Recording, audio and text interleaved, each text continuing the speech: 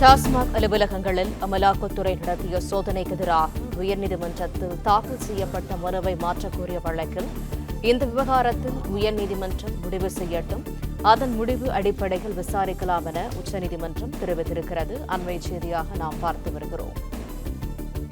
டாஸ்மாக் வழக்கில் உச்சநீதிமன்றம் தலையிட மறுப்பு தெரிவித்திருக்கிறது. டாஸ்மாக் அலுவலகங்களில் அமலாக்கத்துறை நடத்திய சோதனைக்கு எதிராக உயர்நீதிமன்றத்தில் தாக்கல் செய்யப்பட்ட மனுவை மாற்றக்கோரிய வழக்கில் இந்த விவகாரத்தில் உயர்நீதிமன்றமே முடிவு செய்யட்டும், அதன் முடிவு அடிப்படையில் விசாரிக்கலாம் என உச்சநீதிமன்றம் தெரிவித்திருக்கிறது. கூடுதல் தகவல்களை தருகிறார் எமது செய்தியாளர் ஆனந்த். ஆனந்த், வணக்கம். டாஸ்மாக் வழக்கில் உச்சநீதிமன்றம் தலையிட மறுப்பு தெரிவித்திருக்கிறது, விவரங்கள் என்ன? வணக்கம். டாஸ்மாக் நிறுவனத்தில் அமலாக்கத்துறை சோதனை நடத்தியதற்கு எதிராக சென்னை உயர்நீதிமன்றத்தில் தொடரப்பட்ட வழக்கின் விசாரணையை வேறு மாநிலத்திற்கு மாற்ற வேண்டும் அல்லது தற்போது விசாரணை நடத்தி வரும் அமர்விலிருந்து வேறு மாநிலத்துக்கு மாற்ற வேண்டும் என்ற கோரிக்கையுடன் தொடரப்பட்ட வழக்கை உச்சநீதிமன்றம் நிராகரித்திருக்கிறது. சென்னை உயர்நீதிமன்றம் வழக்கை விசாரித்து உத்தரவு பிறப்பித்த பிறகு இந்த வழக்கை உச்சநீதிமன்றம் விசாரணைக்கு எடுக்கலாம் எனவும் உச்சநீதிமன்றம் தெரிவித்திருக்கிறது.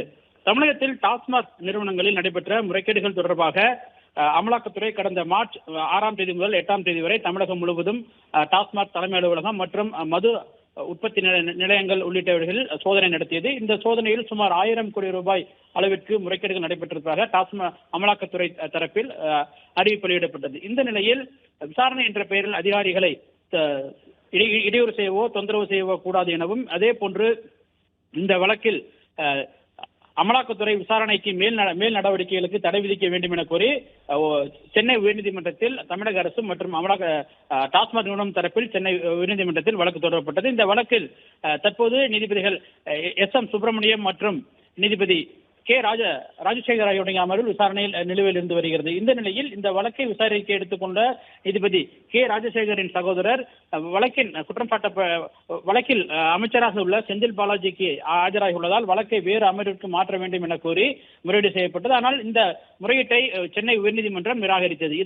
இதற்கு எதிராக உச்சநீதிமன்றத்தில் வழக்கு தொடரப்பட்டது. இந்த வழக்கு உச்சநீதிமன்ற தலைமை நீதிபதி சஞ்சீவ் கண்ணா தலைமையிலான அமர்வில் விசாரணைக்கு வந்தது. அப்பொழுது இந்த வழக்கில் உயர்நீதிமன்றம் உத்தரவிடாத நிலையில் தாங்கள் இந்த வழக்கை விசாரணைக்கு எடுத்துக்கொள்ள முடியாது என உச்சநீதிமன்றம் மறுப்பு தெரிவித்தது. மேலும் உயர்நீதிமன்றத்தினுடைய உத்தரவுகள் இந்த வழக்கில் எந்த உத்தரவும் பிறப்பிக்காத நிலையில் உச்சநீதிமன்றமும் இந்த வழக்கை விசாரணைக்கு எடுத்துக்கொள்ள முடியாது என தெரிவித்து வேறு அமர்விற்கோ அல்லது வேறு மாநிலத்திற்கோ மாற்ற வேண்டும் என்ற கோரிக்கையுடன் தொடரப்பட்ட மனுவை நிராகரிப்பதாக உச்சநீதிமன்றம் தற்போது தெரிவித்திருக்கின்றது.